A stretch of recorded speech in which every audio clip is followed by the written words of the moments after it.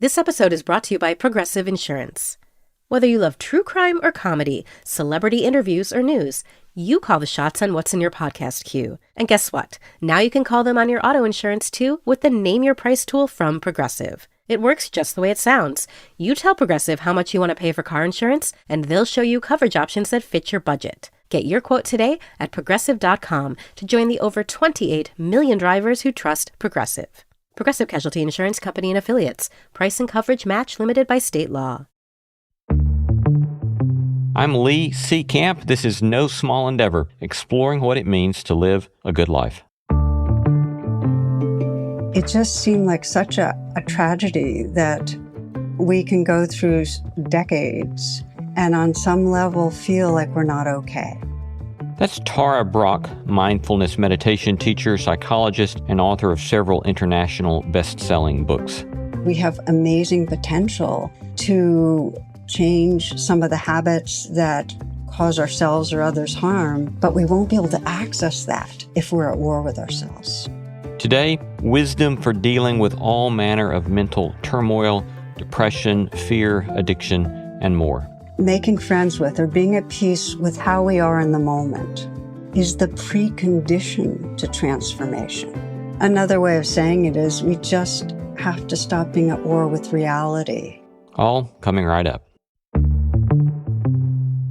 I'm Lee C. Camp. This is No Small Endeavor, exploring what it means to live a good life.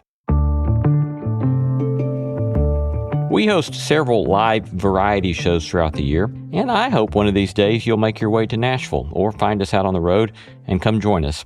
Typically, the first set at the top of the set list is labeled warm-up, assigned to me. So I'll go out on stage and talk with the audience and ask where folks are from, make a few jokes, announce a few housekeeping items because we don't want your cell phone going off in the middle of a live taping, stuff like that. But then, just before we really start the show, we do something rather, odd, maybe even countercultural. We all take a few deep breaths together, all the audience, and then we sit in silence together. Maybe a few hundred, maybe almost a couple of thousand folks just sitting in quiet together for 60 seconds.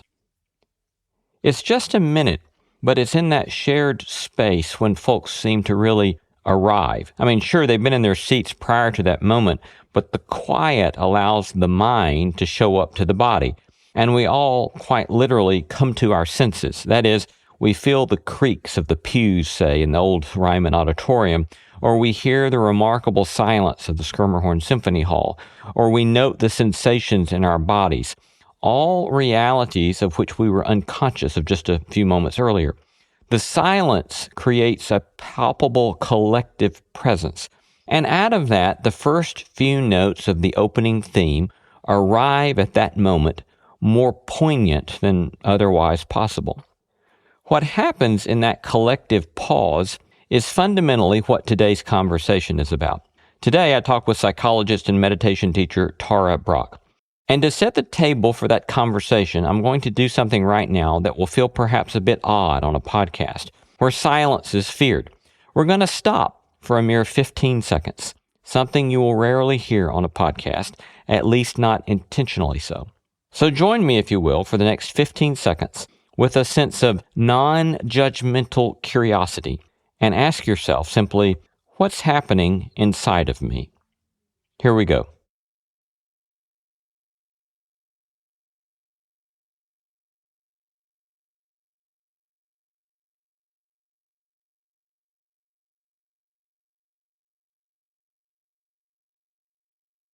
Thank you for sharing that 15 seconds of silence, and if you're still wondering what in the world that was all about, well, you'll learn as we dive deep into the transformative power of pausing, as we simply allow whatever is happening inside of us.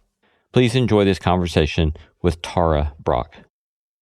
Tara Brach is a meditation teacher, psychologist, and author of several internationally best-selling books.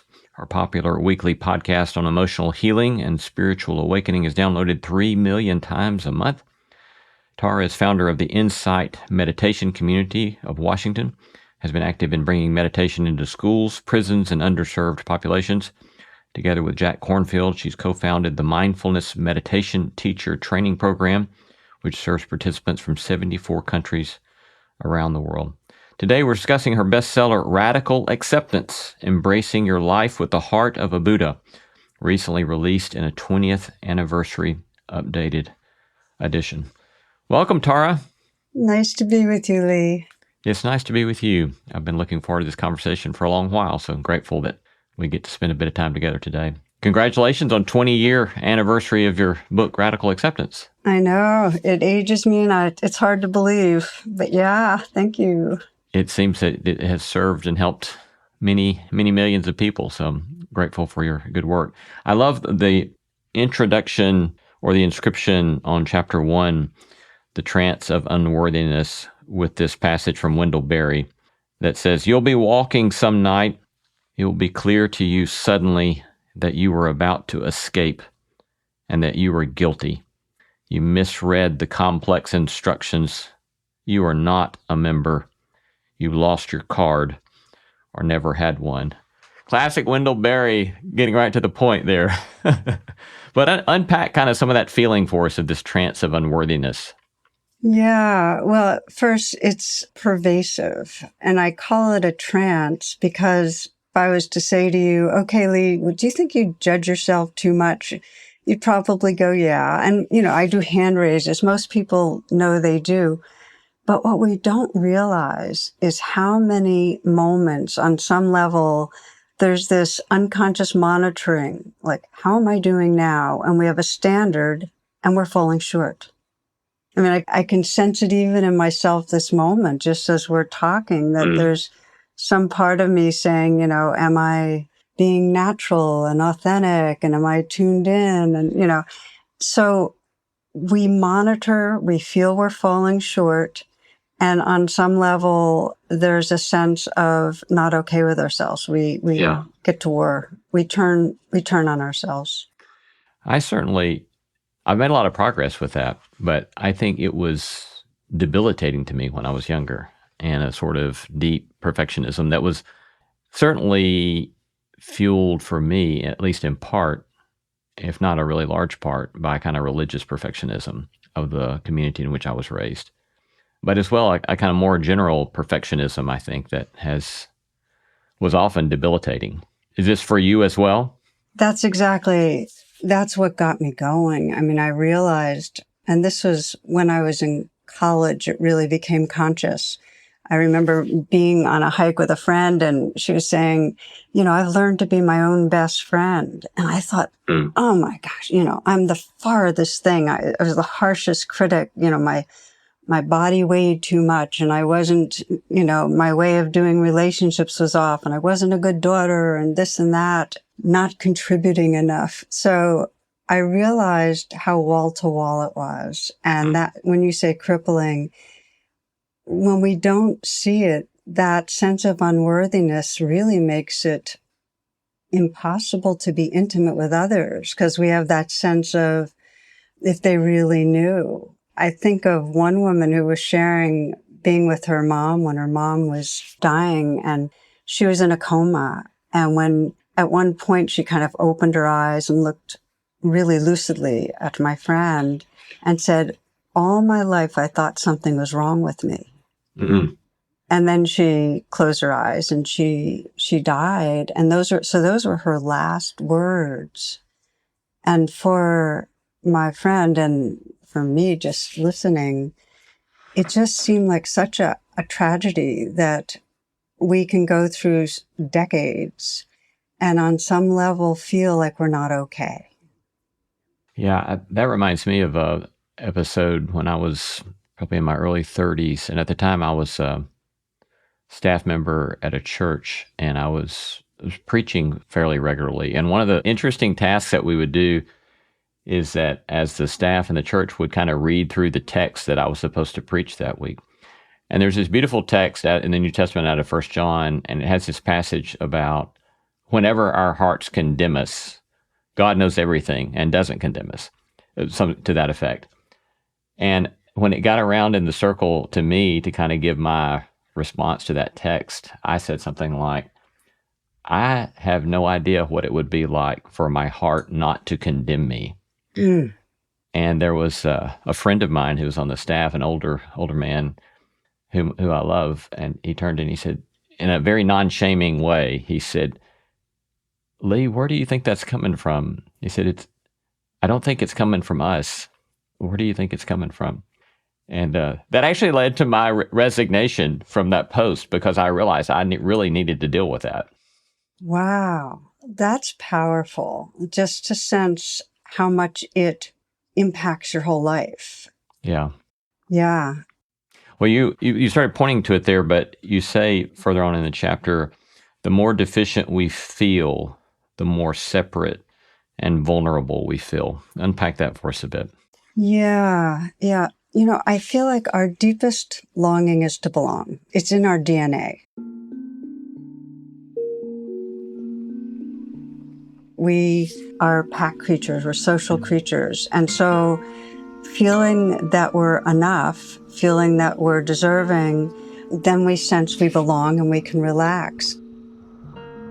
When there's a sense that there's something wrong with me, that we're flawed, hand in hand with that, because that's shame, is this fear that we're going to be pushed out of the group, out of the belonging. So we get really gripped by that fear of failing. It really means a lot to fail. It's not okay to make a mistake. It translates into, I'm going to be rejected and flung out into the cold. And it's really interesting because all of the defenses come out of that sense of, I'm separate, something's missing, something's wrong, I need something. And what we do as humans is we go from that sense of life is dangerous, something's wrong, to I'm wrong. We take it personally. That is the way the ego is structured. If there are a lot of hurdles to feel a sense of belonging to our family, to the earth, to the community, then it's gonna in some way be a reflection to us that something's wrong with me.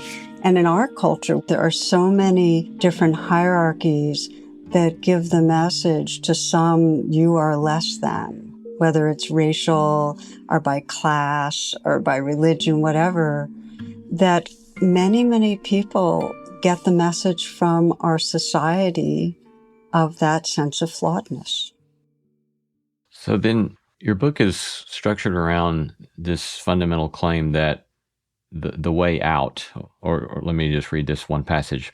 The way out of our cage begins with accepting absolutely everything about ourselves and our lives. So that's I'm sure a lot of people are going to receive that as quite objectionable, but unpack that and make the case for it for us. Sure. Well, I think right away, I think of Carl Rogers, famous American psychologist, who said, it wasn't until I accepted myself just as I was that I was free to change. Mm. And the reason I like that so much, Lee, is that it says basically that on some deep level, making friends with or being at peace with how we are in the moment, like how this life is expressing right in this moment, is the precondition to transformation. If we're at war with ourselves, we're just seeding in the soil of our psyche more aversion, more shame, more guilt. So if we want to be able to emerge and evolve, in some way we have to make friends with the life that's here. Another way of saying it is we just have to stop being at war with reality, because we are as we are, and we have amazing potential to change some of the habits that cause ourselves or others harm, but we won't be able to access that if we're at war with ourselves. I mean, I think of it like we have to love ourselves into healing. It doesn't work for children. It doesn't work for anybody to punish people into trying to bring out the best of who they are. And I saw with myself, because when I was in my 20s, I had an eating disorder and I had a huge shame around it. And so I kept being very punishing towards how I was eating and how I was experiencing myself. And I finally got to this place that I realized that I had to sense where the pain was and really hold it with kindness, that the drivenness, that sense of not being able to tolerate being with the rawness of my experience without self-soothing with food.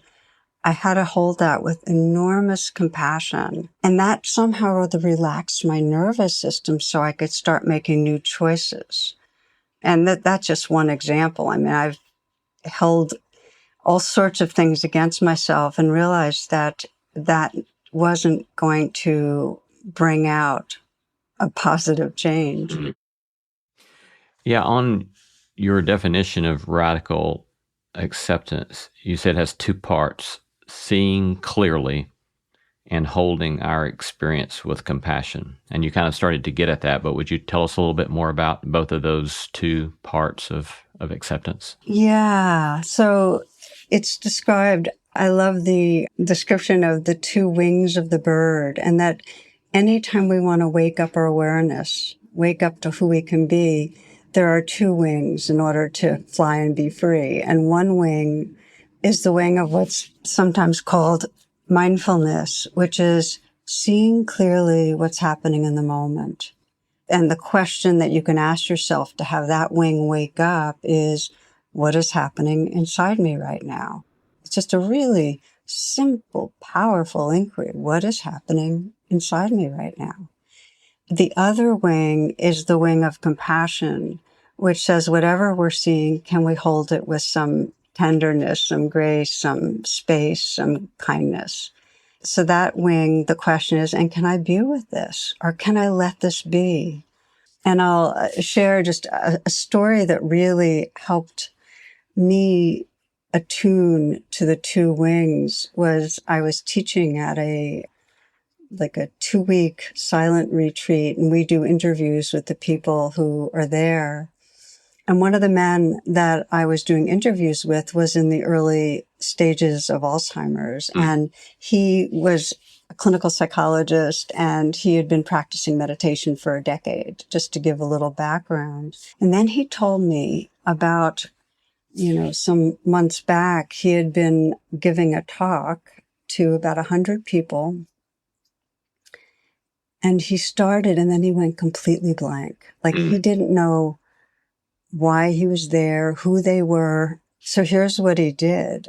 First, he actually paused. I call it the sacred art of pausing, because we cannot enter the next moment fresh if we don't pause.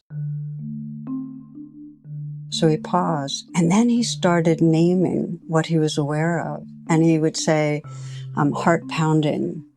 And then he put his palms together and bow. And then he would say, afraid, palms together, bow. Ashamed, palms together, bow. Confused, and it kept going. And then he said, relaxing, bow.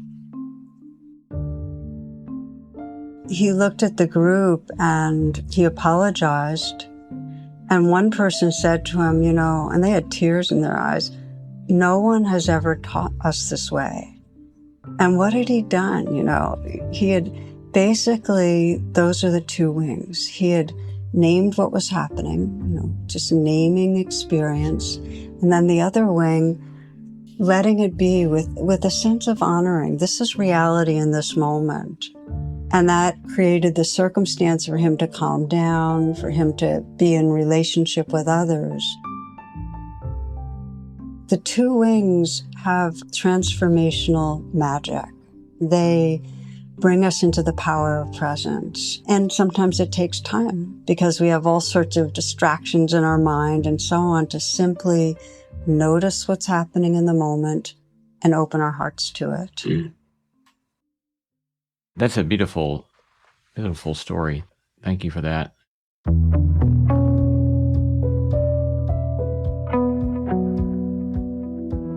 You're listening to No Small Endeavor and our conversation with Tara Brach. I love hearing from you.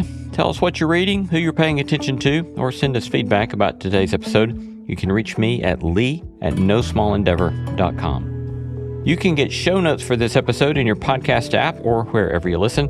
These notes include links to resources mentioned in this episode, as well as a PDF of my complete interview notes and a full transcript. We would be most delighted if you'd tell your friends about No Small Endeavor and invite them to join us on the podcast, because it helps extend the reach of the beauty, truth, and goodness we are seeking to sow in the world.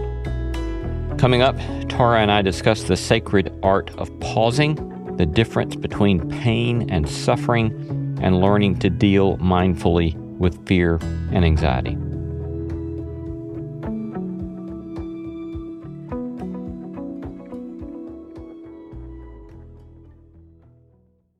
If you've enjoyed our episode with some of the Hollywood stars like Rob Reiner, Martin Sheen, or Rainn Wilson, then you should check out the new season of the wildly popular podcast Revisionist History. Hosted by No Small Endeavor friend and New York Times bestselling author Malcolm Gladwell, the new season of Revisionist History digs into stories that fell apart, like Hollywood projects that fell apart and why they did. Malcolm speaks with the minds behind some of Hollywood's biggest hits and asks them to pitch their favorite ideas, the ones that broke their heart because they never got made. It's a season all about a phrase that no one in Hollywood ever wants to hear: development hell. You can listen to those stories on Revisionist History wherever you get your podcasts. You mentioned this notion of pausing, as I would call it a meta habit that I see you pointing to. And I think even though I've worked at that through the years, I realize how poorly I can fall back into forgetting to pause. And my own work right now, I'm in a season of very intense work. And so I'm seeing my anxiety tick back up. And just this week, having been reminded by your work to pause, it's amazing to begin to become aware of how much tension I have in my chest, how I'm scrunched my shoulders over, and just to not even be aware of that kind of physical reality until I pause and pay attention to it. And as you say, then the pause allows me to make different choices about setting my shoulders back, breathing into my chest, and so it's fascinating how much good can come from simply pausing. Thank you for that. You just helped me to put my shoulders back and down, and I just started breathing more deeply. That was a very good induction. I appreciate that, Lee. It's magic. I mean, that's why I call it the sacred pause, because, our lives are such a kind of tumbling into the future, and it's driven by fear. It's the survival brain. So part of the reason we don't pause is we start getting in touch with that clenching that's going on inside, a mental clenching and physical clenching.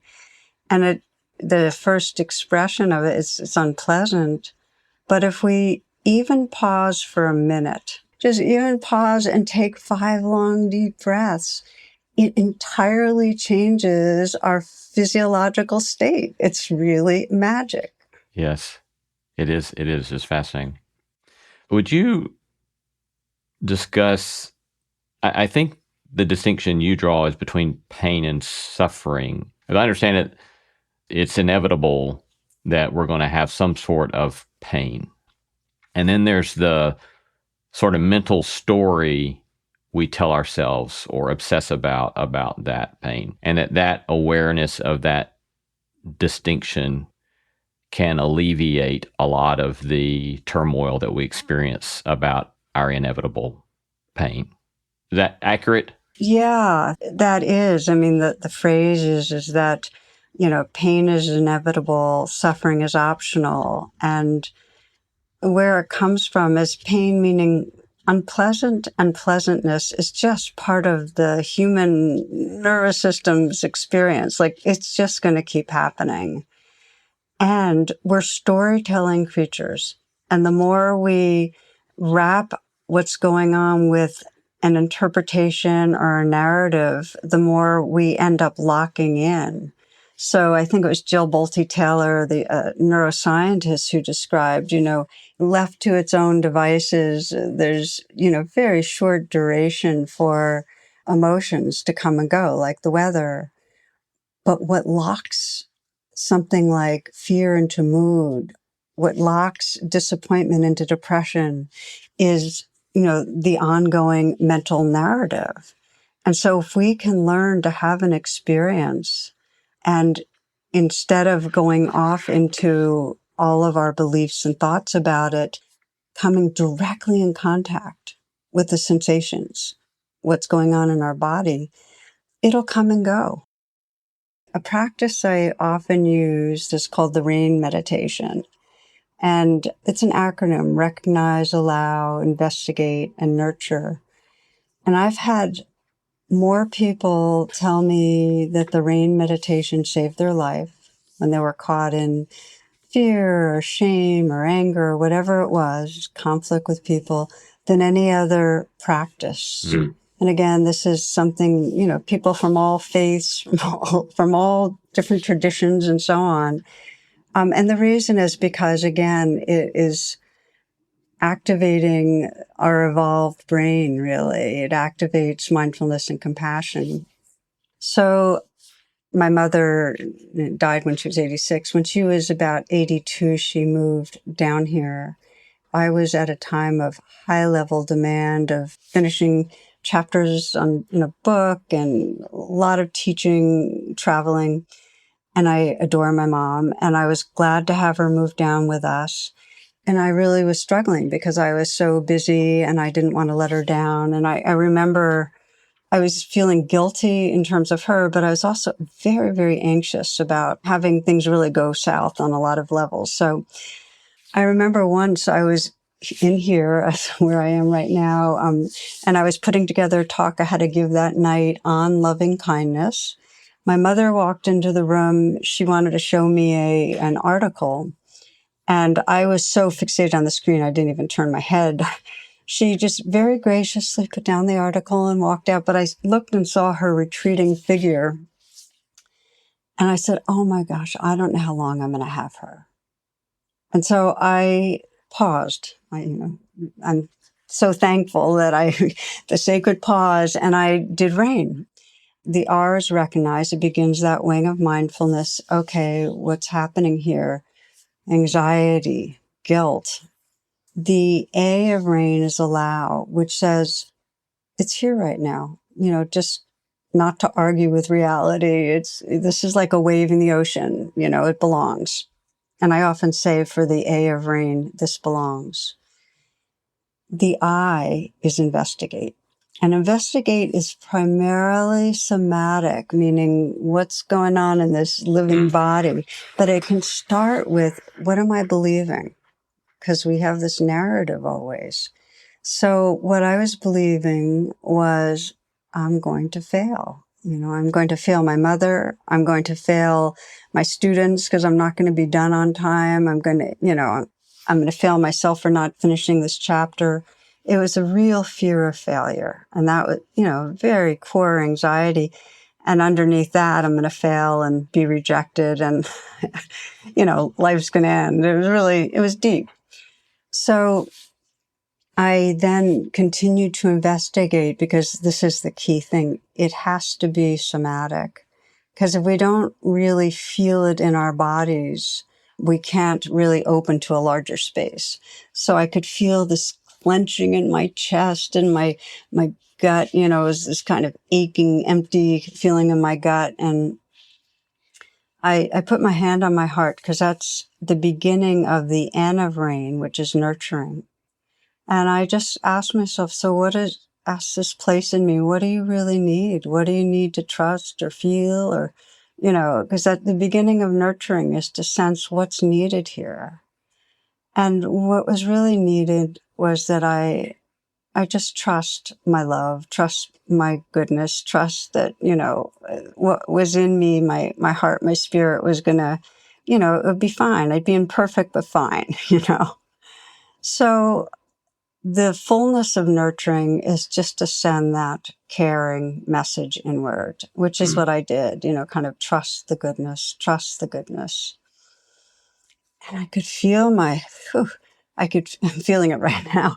I could feel the space open up, but it was like in the moments of just seeing what was happening and offering kindness, there was more of a sense of openness and spaciousness and clarity and tenderness. it was like I was back home in my own soul. I was resting in the truth of who I was, more true than that busy, harried, anxious, guilty self, which is, by the way, the gift of rain. Thank you for that. So rain, recognize, allow, investigate, and nurture. That's it. And then what I call after the rain is just like after a real rain, that's when everything kind of flowers. After we've done those steps, to then just start to notice a larger truth about who we are, that there is more awareness, there's more light, there's more space, there's more tenderness than when we were identified with that smaller self. In thinking about our response to fear, you have a quote from Charlotte Beck at the opening of your chapter on fear. It says, "We have to face the pain we have been running from. In fact, we need to learn to rest in it and let its searing power transform us." And that reminded me of another episode in my own life.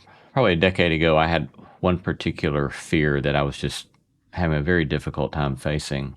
And a friend of mine in a group that I'm in one day said something like, he said, if you're at the beach and you're in the ocean and the waves are coming in and they're strong waves, he said, if you turn to the side or you turn your back on it, is much more likely to get knocked down, and it's a little easier to get through it if you'll just dive right into the wave and let it flow over you. And I found that so helpful, and I hear you saying a similar sort of thing of it's actually letting ourselves experience it and then see what it might teach us or what we might learn through allowing ourselves to be in that. Yeah, thank you for that metaphor. That's a powerful one. With a wave, if you actually try to get away from it, it really crashes on you and you get rolled. But if you dive in, it's fine. And this is, what we resist persists. And what we can open to, we become the openness, the space that it can move through. It really is weather, but it takes training to do that. And the challenge is sometimes fear is too strong. Sometimes it's traumatic fear, and trying to dive into the wave doesn't work because if it's traumatic fear, we can get overwhelmed. So there takes some discernment if it's going to be too much. Instead of diving into the wave, we need to resource ourselves. We need to get buoys. We need to have, safety anchors, something. And that's more what I was talking about earlier. We need to learn to ground ourselves. But if the fear isn't too overwhelming, the healing comes from being with what's here. And I know for myself, one of the times I was most frightened, I was in a hospital. I went through about 6 years of a kind of spiraling downhill of illness and really didn't know what was going on. I'm much better now, but I was losing my mobility. Before that, I was very completely fanatic about exercise and sports and everything. And, I was just losing all these capacities. So I was in a hospital unit for cardiacs. They were wondering if it was something with my heart. And I remember being alone. You know how it is. It's an endless day in a hospital. The lights never go out. And I started getting very fearful one night, started thinking, because I had no idea what was wrong, and thinking of all the different things coming up that I might have to cancel and that I probably would have to cancel. And so I remembered a teaching that's just what we're talking about, Lee, which is to meet your edge and soften. I said, okay, with this fear, I'm going to meet my edge and soften. And I kept opening to it. And it was, it was very raw in my body and very, very unpleasant. And I kept saying, meet your edge and soften, soften, open, soften. Let it be there. Let it be there. And the fear transformed into grief. It's like under the fear was the grief of losing life. Because, our fear of what's ahead is that we're going to lose life in some way. Somebody we love, something we value, there's going to be loss. So I was opening right into the grief about that loss. And then again, meet your edge and soften, let it be there. Open. And something collapsed. And it just became this field of poignant tenderness. That the grief itself, that embedded in the grief, was just this love for life. And I could just feel this love for life. It was a very timeless kind of love. It wasn't holding on to a particular thing like, I want to be able to do this event. It was just loving life. It felt very vast and very timeless. And that space made it possible. I kept, for the rest of the time I was in the hospital and afterwards, every time I'd do that process of meeting my edge and softening and really opening to the fear, I could feel behind it that grief and that love. And I really found that there was a very alive, spacious field that had room for the changing weather. So through my life, I've been deepening that process of going right into the wave in that way. It's the same idea, meet your edge and soften.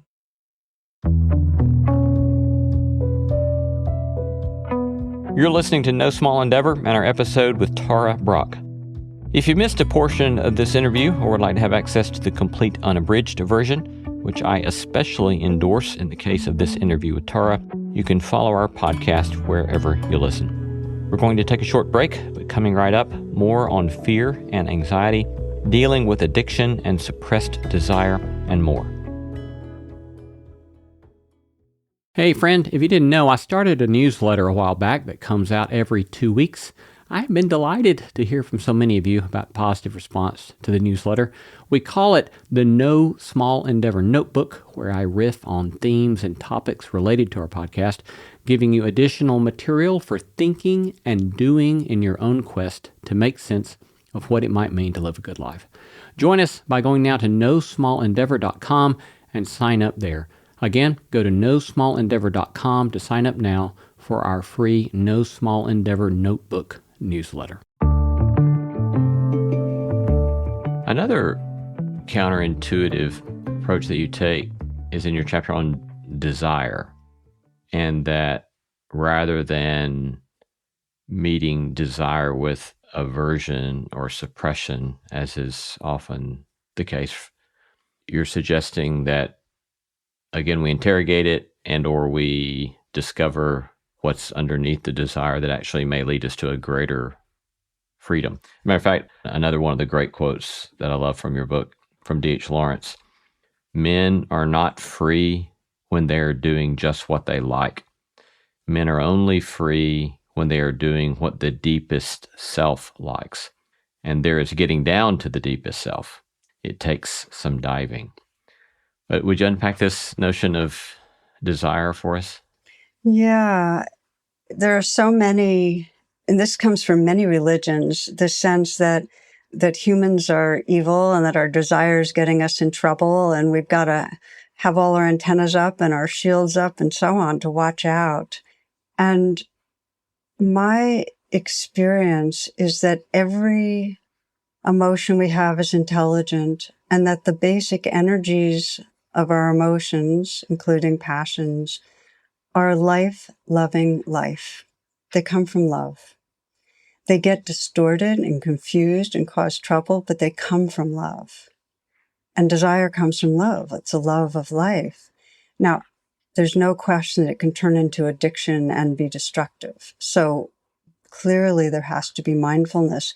But I find what is so powerful is what I call tracing back to the core of the energy. So if I'm having desire for something, and instead of thinking of the object, whether it's food or another person or a success in something or whatever, I make what I call the U-turn, and I go right back into the feeling of the desire. And I ask the question, what is it I'm really wanting? What am I really longing for? What is it my heart's really longing for? What I find is that I'm longing for love. I'm longing to be one with love, whether we call that one with God, one with spirit, one with the universe. I'm longing for that belonging. And then if I keep going in and in, I actually come to the experience of that belonging. It's as John O'Donohue put it so beautifully. He said, prayer is the bridge between longing and belonging. And the more we go in and in and in, the more it's really love calling us home.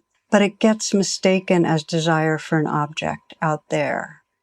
And so what I like to teach in terms of bringing more awareness is to just sense right into the heart of the desire. What are we really longing for?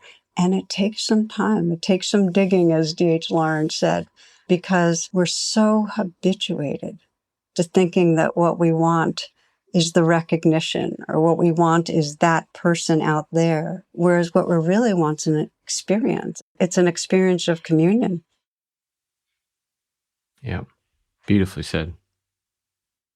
Yeah, I think in the Christian tradition, there's this sort of, on the one hand, a moralistic fear of desire, fear of pleasure.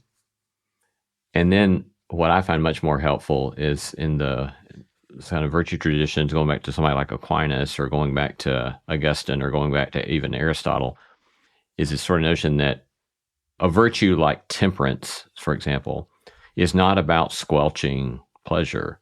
It's about enjoying pleasure all the more.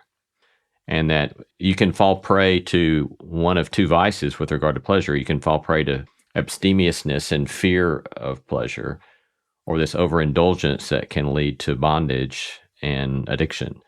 But there's this sweet spot where it's trying to help us realize how beautiful and wonderful and pleasurable life and love and relationships and the body is and can be.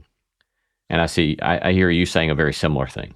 It is. This is, and part of what I'm enjoying in talking to you is that this is the wisdom, the common wisdom of different traditions, the perennial philosophy, really. I mean, the Buddhists would call it the middle way, that not to grasp and not to push away.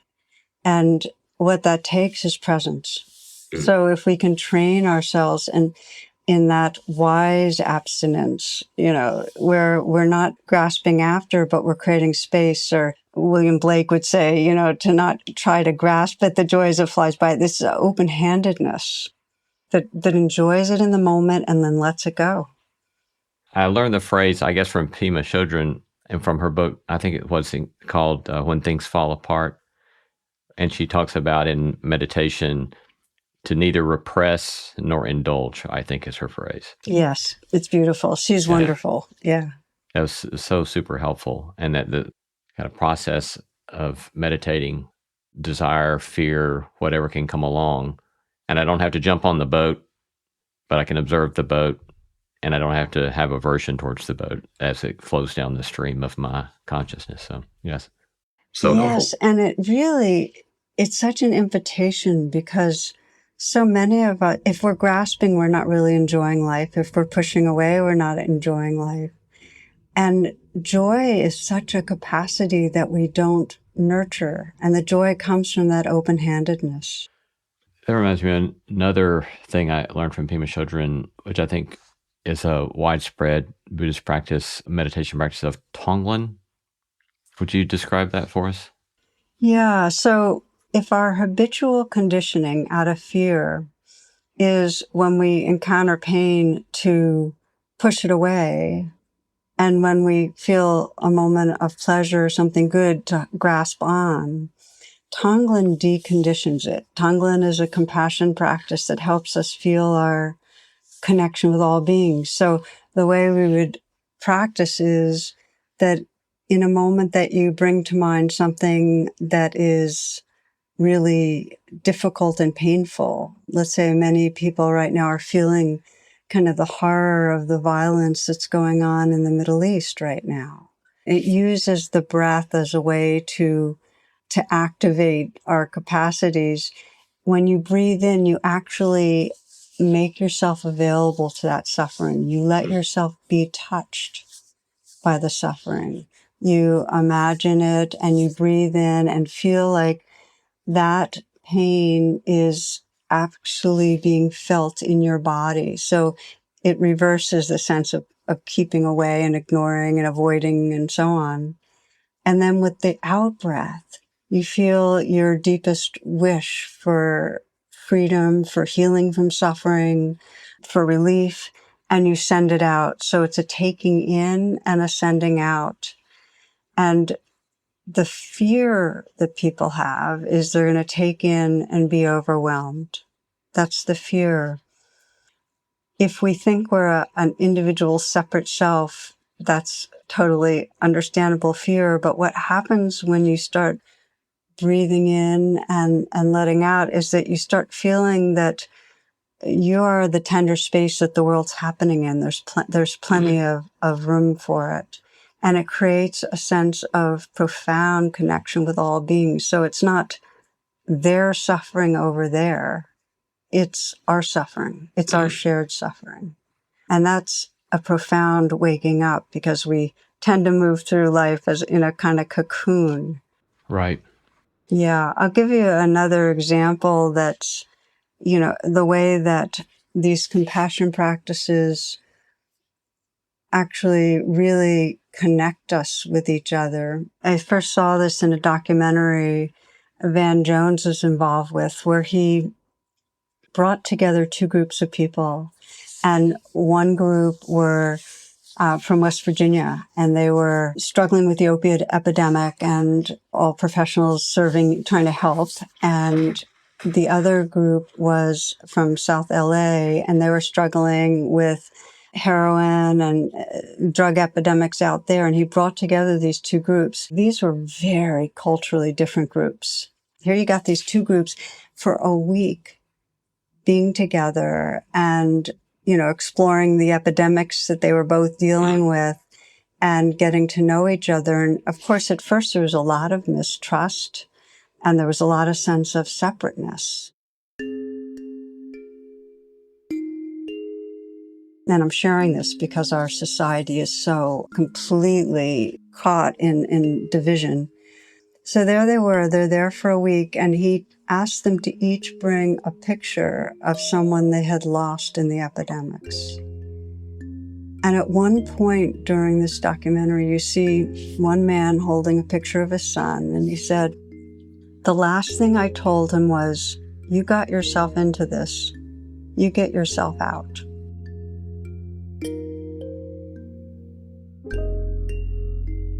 And you could feel the whole group. It's like you could see that, like as with the Tonglen practice, it was no longer my suffering, it's our shared suffering. Mm-hmm. And how realizing that created this really precious, I think, sacred space, because it becomes sacred space when we see the truth of our communion, of our belonging to each other. And you could see that there. So we need these practices that help us to see more truthfully each other. Been talking to Tara Brach, author of Radical Acceptance, Embracing Your Life with the Heart of a Buddha, recently released in a 20th anniversary updated edition. Tara, it's been lovely talking to you today. Thank you so much for the wonderful conversation. A lot of appreciation for what you do, Lee. Thank you. Thank you.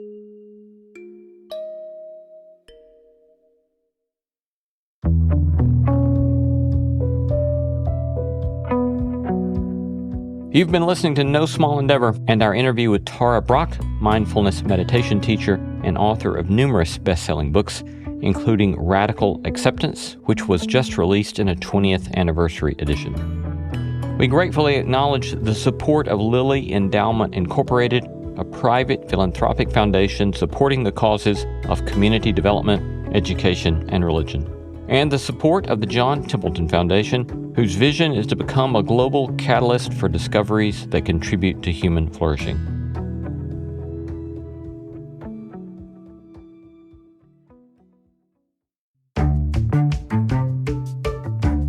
Our thanks to all the stellar team that makes this show possible. Christy Bragg, Jacob Lewis, Sophie Byard, Tom Anderson, Kate Hayes, Mary Evelyn Brown, Carrie Ed Harmon, Jason Cheesley, Ellis Osborne, and Tim Lauer. Thanks for listening, and let's keep exploring what it means to live a good life together. No Small Endeavor is a production of PRX, Tokens Media LLC, and Great Feeling Studios.